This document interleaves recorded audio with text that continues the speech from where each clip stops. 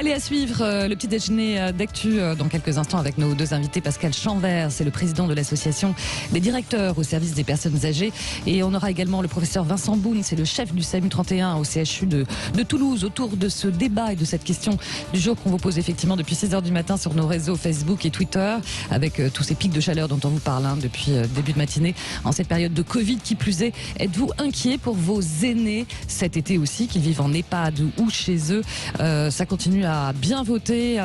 N'hésitez pas à laisser vos messages. Bien sûr, on les retranscrira dans quelques instants dans notre petit-déj. Mais tout de suite, à 9h03, c'est à la une. C'est à la une avec cette question, le port du masque sera-t-il bientôt obligatoire dans certaines villes du littoral basque? On en parle avec votre invité Benjamin Maider Arostegui, qui est maire de Biarritz. Bonjour Maider Arostegui. Bonjour à vous. Merci beaucoup d'être avec nous ce matin sur Sud Radio. Alors on le sait, le masque est obligatoire maintenant dans les lieux publics fermés. On l'entendait dans le journal, le ministre de la Santé Olivier Véran le recommande dehors, dans la rue, lorsqu'il y a beaucoup de monde. Mais vous, à Biarritz, vous voulez généraliser cette mesure, la rendre obligatoire. On en est où de cette décision? Elle sera prise bientôt? Alors, j'attends la visite aujourd'hui de Monsieur le Préfet des Pyrénées-Atlantiques, Eric Spitz. Cette question va être débattue avec lui et avec également mes autres collègues maires des communes du littoral, à qui j'ai envoyé une proposition justement de généraliser le port du masque sur toutes nos communes, parce que nous connaissons cette année une affluence très très importante et que dans nos cœurs de ville qui sont étroits, on s'aperçoit qu'il y a une densité de population qui est, je pense, assez inquiétante. Forte affluence avec beaucoup de touristes. Il y a quoi? Il y a une inquiétude aussi sur les gestes barrières qui ne seraient pas respectés suffisamment?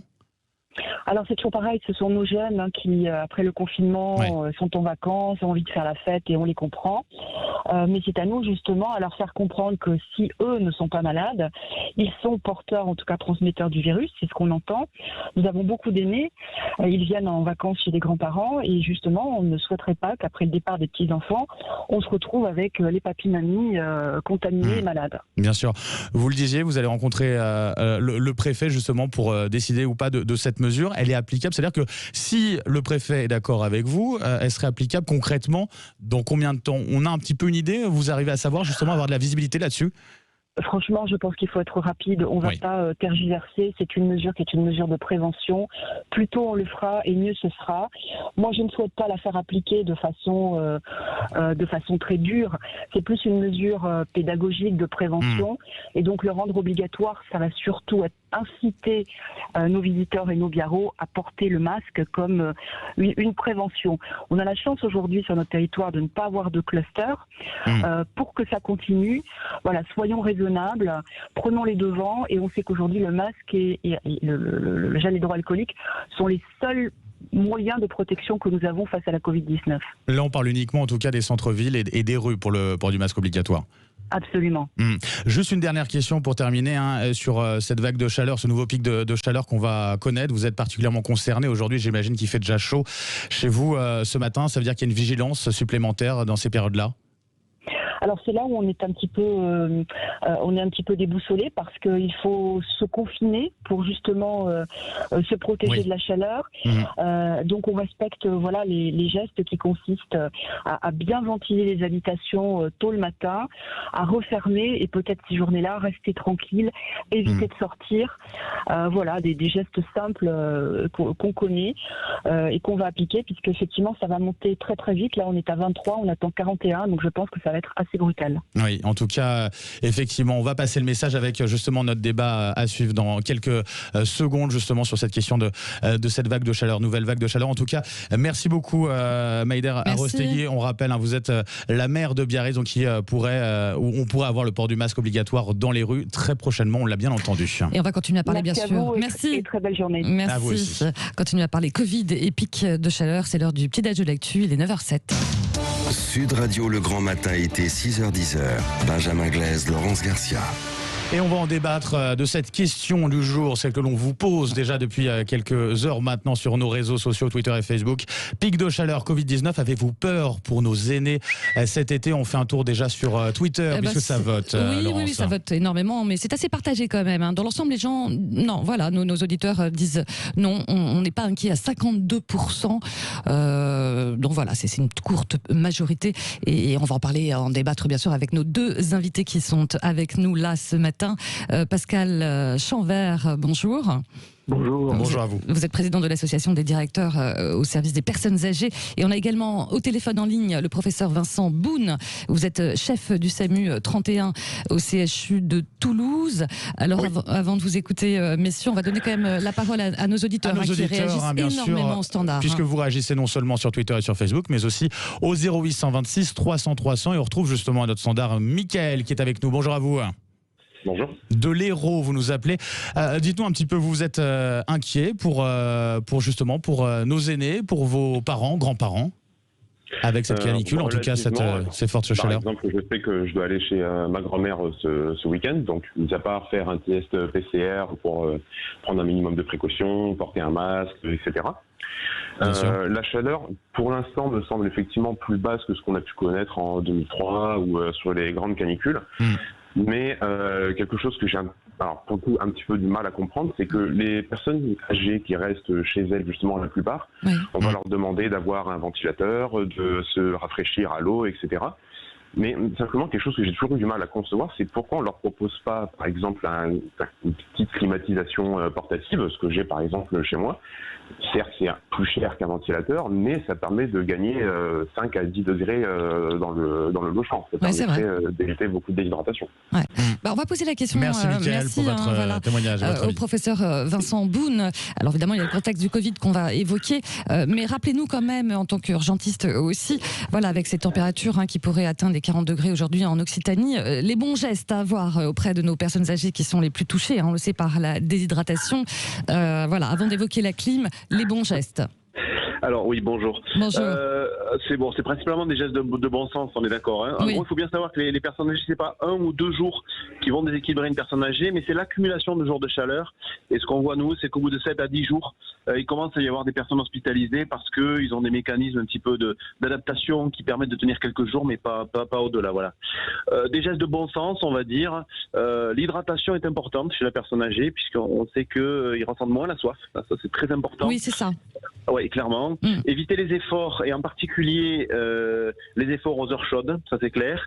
Et puis, dans la mesure du possible, rafraîchir le domicile. Donc oui, la très bonne initiative que d'acheter un climatiseur pour sa grand-mère ou sa tante ou sa mère, c'est une très bonne chose. Ouais. C'est clair. Par défaut, effectivement, est beaucoup moins cher ventilateur, et on peut, alors il y a quelque chose qui rafraîchit bien, c'est de mettre un ventilateur avec devant le ventilateur un petit bac ou un seau avec de l'eau fraîche et des glaçons, et pousser l'air frais comme ça devant soi. Ça rafraîchit bien l'atmosphère et ça permet de passer un petit peu le cap. Voilà. Quelle quantité d'eau souvent? Parce qu'on se pose la question quand même, il faut faire boire ces personnes âgées qui ne ressentent pas forcément la soif assez régulièrement, mais en quelle quantité? Alors, les besoins sont un petit peu moins chez les personnes âgées. Ils ont généralement moins de muscles, moins de masse musculaire que les jeunes. Mais on considère qu'en été, il faut au moins, on va dire, 2 litres d'apport hydrique dans la journée. Alors, ça peut être des soupes, ça peut être du gazpacho, ça peut être des jus de fruits, du thé. Voilà. Mais globalement, il faut effectivement essayer d'arriver à atteindre ce seuil de 2 litres. Voilà. Donc, c'est à peu près ce qu'il faut donner. Et à quoi on reconnaît les signes d'un coup de chaleur? Alors, c'est assez. Alors, chez les jeunes, c'est différent des personnes âgées, on est bien d'accord, mais les personnes âgées, il y a des signes un petit peu avant-coureurs. Principalement, vous pouvez demander aux personnes de tirer un petit la langue, de regarder ses muqueuses. Si la langue est toute sèche, un peu rôtie, c'est des signes qui peuvent orienter. La confusion, les chutes, la perte d'autonomie sont aussi des signes qui peuvent évoquer la déshydratation chez le sujet âgé et sur lesquels on peut agir assez précocement. Voilà. Donc, c'est des signes pas très spécifique, mais un des bons signes, c'est quand même de regarder un petit peu la langue, les muqueuses. Oui. Ça, c'est pas mal. Voilà. Et dans l'idéal, avant de donner la parole à Pascal Jeanvert, quand on peut, c'est ne pas laisser la personne âgée seule trop longtemps chez elle, hein, mais quand on peut, quoi, c'est ça aussi. Hein. Voilà, donc ça, évidemment, c'est aussi la solidarité nationale. On l'a vu quand même pour le Covid, ça marche, la solidarité. Il y a beaucoup de belles choses qui sont faites. Donc oui, si on a un voisin, si on a un ami, si on a un membre de sa famille qui est âgé, on prend ses nouvelles, on l'appelle, on voit comment il va, on essaie de passer voir. Et puis on vient avec du jus de fruits frais par exemple pour partager un peu d'eau. Ça c'est bien. Ça, mais un peu d'eau, hein, vous dites, parce que l'abus d'eau, ça peut être aussi dangereux que le manque d'eau. Alors exactement, ce dont on s'est aperçu, c'est qu'effectivement après les canicules, notamment il y a quelques années, une hyperhydratation, c'est aussi dangereux effectivement que pas assez d'eau. Donc si on a la clim, en l'occurrence, si la personne âgée vit dans un environnement qui n'est pas en surchauffe, c'est pas la peine de donner plus d'eau que d'habitude. Ça c'est important aussi comme message. Bon, merci pour tous ces messages. Pascal Jeanvert, je rappelle, hein, vous êtes le président de l'association des directeurs au service des personnes âgées. C'est une situation quand même particulière qu'on vit dans ce contexte de Covid-19. On sait que ça a été assez compliqué pour de nombreux EHPAD durant cette période. Ça l'est encore pour certains de ces établissements. Vous êtes prêts à faire face à ce deuxième pic de chaleur en une semaine ? Écoutez, prêt, oui, dans la mesure où le secteur de l'aide aux personnes âgées est chaque année prêt, c'est-à-dire pas pire encore que la jonction d'une canicule et du coronavirus pourrait être extrêmement difficile à gérer. Mais en fait, pas mieux non plus. Or, le problème, c'est que chaque année, depuis 2003, il y a en moyenne 3 à 4 000 personnes âgées qui meurent dans notre pays. Et chaque hiver, il y a à peu près 10 000 personnes âgées qui meurent de la grippe. Donc, ce qu'il faudrait, c'est qu'on prenne conscience que nous n'avons pas à nous habituer à ces milliers de morts si nous faisons ce que nous avons à faire. Et qu'est-ce que nous avons à faire ? Qu'est-ce que notre pays a à faire ? C'est augmenter le nombre de professionnels qui travaillent auprès des personnes âgées dans les établissements, mais aussi dans les services à domicile. C'est-à-dire que ce que vous dites, c'est qu'on fait avec les moyens du bord, en fait, chaque année, d'été en été, sans qu'il y ait de décisions prises pour améliorer cette situation dans les EHPAD, justement, pendant cette période de forte chaleur ?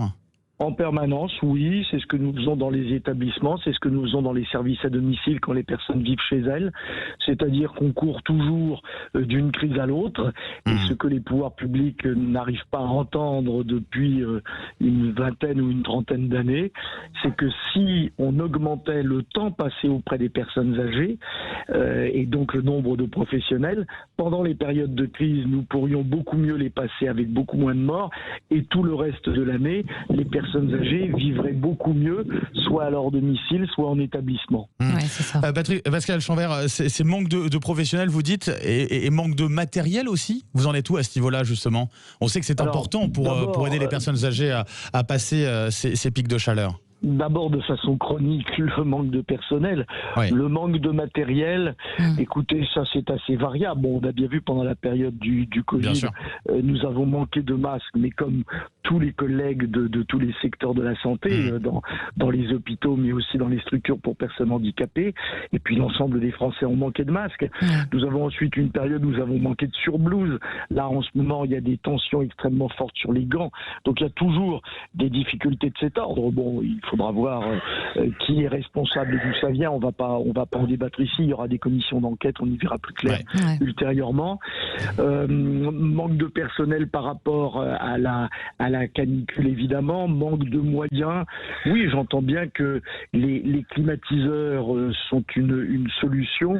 Ce que nous pensons quand même, c'est que s'agissant des personnes âgées très fragiles, c'est d'avoir en permanence à côté d'elles, ou en tout cas très souvent, des professionnels qui peuvent les aider à s'hydrater, les aider à prendre des douches, les aider à faire marcher le ventilateur ou la climatisation. C'est ça qui est fondamental. Vincent Boone, on sait que les personnes âgées ont été durement et très fragilisées durant ce confinement. On a même parlé de syndrome de glissement, de perte d'autonomie.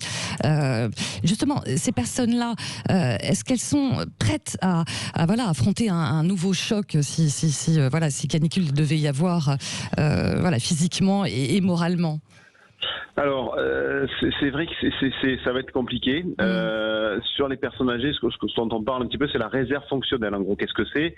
C'est la capacité des organes à subvenir aux besoins. Chez les personnes âgées, en fait, on a parfois des organes qui sont un petit peu justes par rapport aux besoins. C'est-à-dire, en gros, que ça passe, mais que un petit déséquilibre va entraîner une grosse conséquence. Donc, on a effectivement des conséquences du Covid qui ont été importantes en termes de souffrance psychologique, en termes de nutrition, parce qu'il y en a beaucoup qui ont moins mangé, moins bien mangé, parce que la famille était présente pour les faire manger, ça c'est clair. Et donc on a des personnes âgées qui arrivent à l'été effectivement un peu plus fragilisées que d'habitude, avec ce qu'on appelle une réserve fonctionnelle un petit peu diminuée. Donc oui, on est dans une situation un petit peu plus à risque, je pense, lié aux événements que sur un été normal, clairement. Ouais. Oui.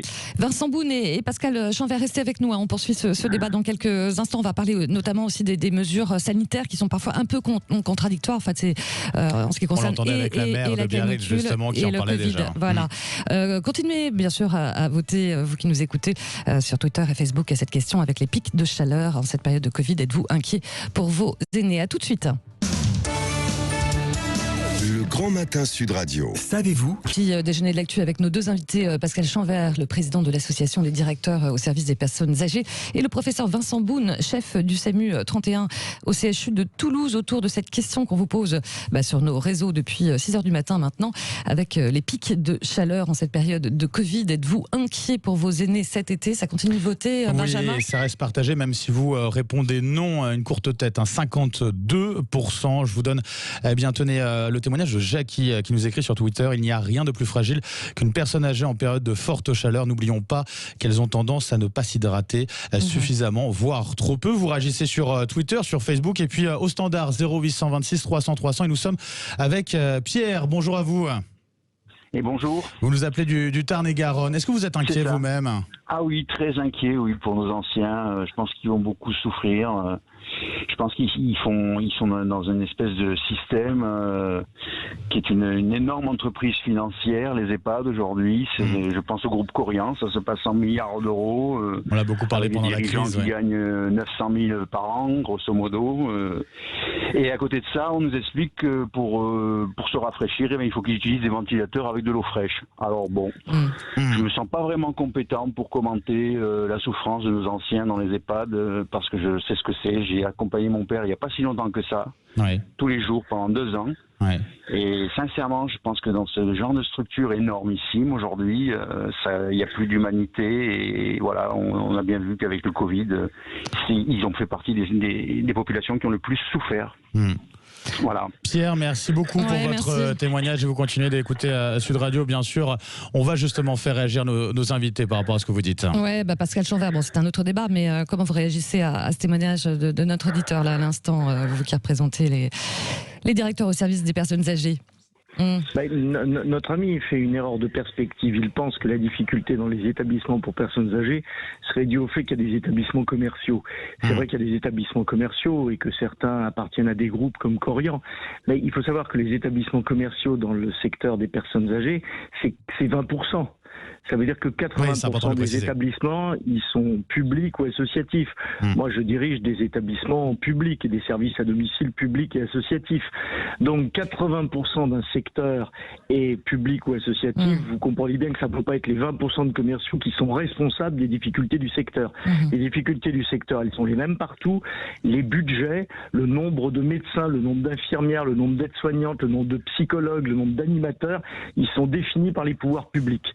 Et le manque de moyens en professionnels dans les établissements, et c'est la même chose dans les services à domicile. N'oublions pas les centaines de milliers de personnes qui sont accompagnées à leur domicile. Eh bien, le manque de professionnels dans les établissements, dans les services à domicile, il est dû à un manque de décision forte des pouvoirs publics. Ce sont les pouvoirs publics, l'État et les départements, qui fait qu'il n'y a pas assez de professionnels dans les établissements.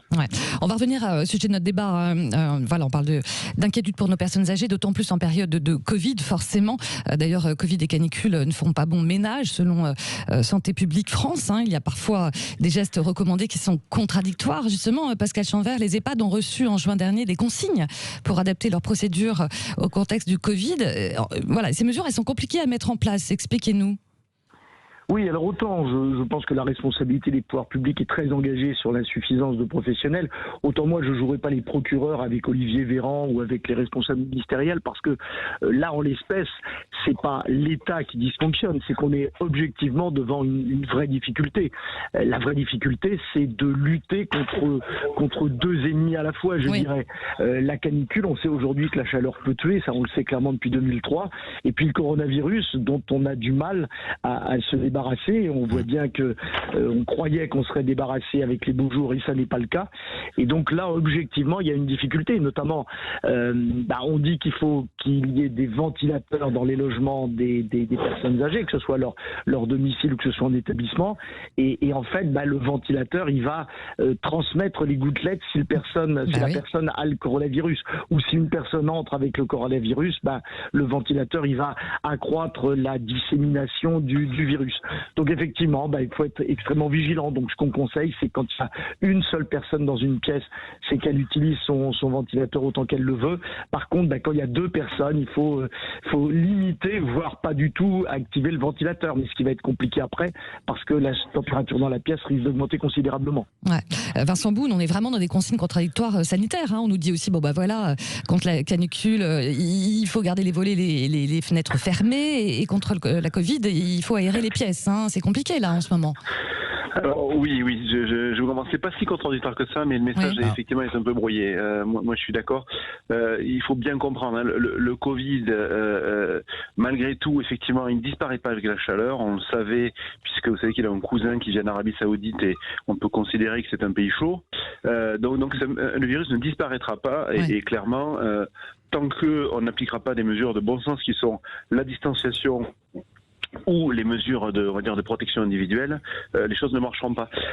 Voilà, donc simplement, effectivement, je rejoins assez votre interlocuteur précédent. C'est assez simple, en fait, de concilier les deux thématiques. On peut être dans une pièce avec un ventilateur, dans la mesure où on a un masque, on ne créera pas de gouttelettes qui ne seront pas vaporisées, vous voyez, de manière assez simple, voilà. Et parallèlement à ça, moi je pense qu'effectivement, le prix des petites climatisations devient relativement abordable. Alors c'est encore un peu cher, mais c'est un effort qu'on peut faire, je pense, pour nos aînés.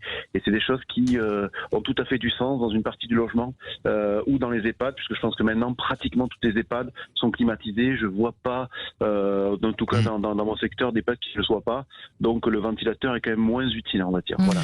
Vincent Boune, on le rappelle, vous êtes chef du SAMU 31 au CHU de Toulouse. On a vécu déjà un premier pic de chaleur lundi. Celui-ci, là, aujourd'hui et demain, il va être plus important.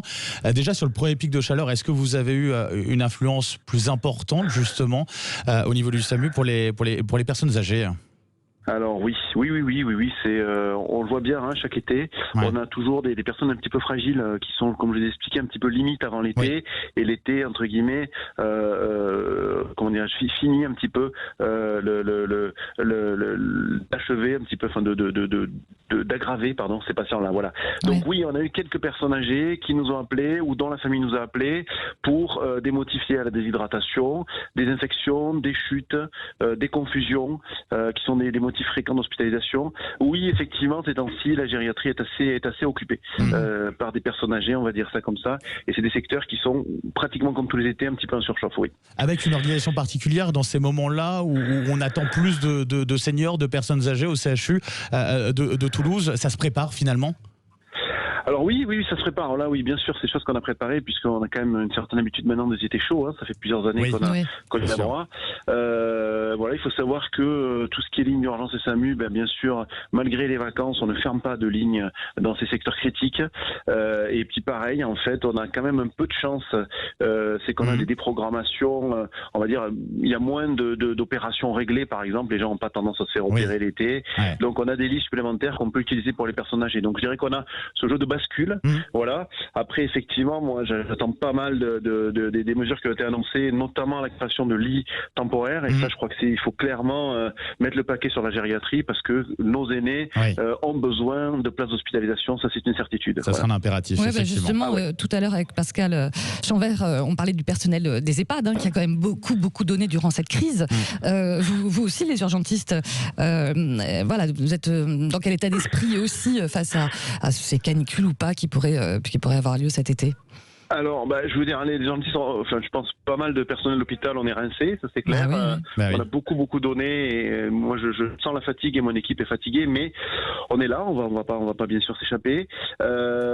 C'est pour nous quand même, il y a des bonnes choses qui ont été annoncées dans le Ségur de la santé. Lesquelles? Il y a, je pense une des mesures les plus, à mon avis, importantes pour le dentiste que je suis, c'est cette création de 4000 lits, on va dire, dans les hôpitaux publics qu'on pourra activer en fonction des besoins. Et ça, clairement, oui, il faut bien comprendre qu'on n'a pas les mêmes besoins en pleine période d'épidémie hivernale, en pleine période de canicule et sur une période un peu plus calme. Et nous, avoir cette plasticité, cette souplesse, alors après, tout dépend bien sûr de comment ça va être utilisé et qu'est-ce qu'on fait derrière les mots, mais je crois que c'est quand même une belle chose, ça, oui, parce que, voilà, je vous dis, le problème principal de l'urgentiste à l'heure actuelle, c'est de trouver des lits pour les personnes qui en ont besoin, c'est clair. Pascal Chanvert, on entendait justement à l'instant Vincent Boune qui disait, voilà, les pics de chaleur, en tout cas les canicules, se répètent forcément d'année en année. En tout cas, elles sont de plus en plus, c'est de plus en plus souvent le cas. Au niveau des EHPAD, ça veut dire que depuis quelques années, on a fait une forme de bascule là-dessus, ou en tout cas, on privilégie les investissements sur ces questions-là. Oui, écoutez, chaque établissement a une pièce climatisée, comme l'a dit le responsable des urgences de Toulouse. Donc aujourd'hui, ce travail a été fait. Il est utile, mais il n'est rien par rapport à ce qu'il faut faire. C'est qu'une fois qu'il y a une pièce climatisée, il y a des personnes âgées qui peuvent y aller toutes seules, ça c'est très bien. Mais il y a beaucoup de personnes qui ont besoin d'accompagnement. Et donc, pourquoi il y a des personnes âgées qui passent pas suffisamment de temps en pièce climatisée l'été? Juste parce qu'il n'y a pas assez de professionnels pour les accompagner. Et dans les établissements, comme dans les services à domicile, comme dans les hôpitaux, aujourd'hui les professionnels, soit ils sont en récupération de tout le temps qu'ils ont donné en plus pendant la période du coronavirus, soit ils sont au travail, mais ils sont totalement épuisés parce que certains ont fait beaucoup d'heures supplémentaires. Et donc, il va nous falloir un renfort très important pendant l'été, d'autant plus s'il y a une période de canicule et on ne sait jamais combien de temps elle peut durer. Et ce que je voudrais rajouter, c'est que nous n'avons jamais connu de canicule comme en 2003. Nous avons vécu des petites canicules, mais une canicule aussi longue qui commence par des fortes chaleurs en juin, qui se prolonge par des chaleurs importantes en juillet et un pic de chaleur très important en août, parce que c'est ça la configuration de 2003. Nous ne l'avons jamais reconnu depuis, et malheureusement, s'il n'y a pas plus de professionnels dans les établissements, les services à domicile, eh bien nous serons à nouveau, si nous connaissions la même canicule qu'en 2003, dans une situation extrêmement grave. Alors, mais là, ce que vous dites, Pascal Chanvert, ça veut dire qu'il y a urgence en fait. Et bien sûr, il y a urgence. Il n'est pas acceptable dans notre pays qu'il y ait entre 3000 morts l'été et 10 000 morts l'hiver chaque année, simplement parce qu'il n'y a pas le nombre de professionnels qu'il faut. Parce que là, on dit professionnels, plus de professionnels, donc c'est maintenant. Le président Macron a annoncé une grande réforme de l'aide à l'autonomie. Il faut qu'il la mette en place. Et il faut qu'il la mette en place en rattrapant ce retard français sur le nombre de professionnels qui entraîne ces milliers de morts. Il n'y a pas de fatalité.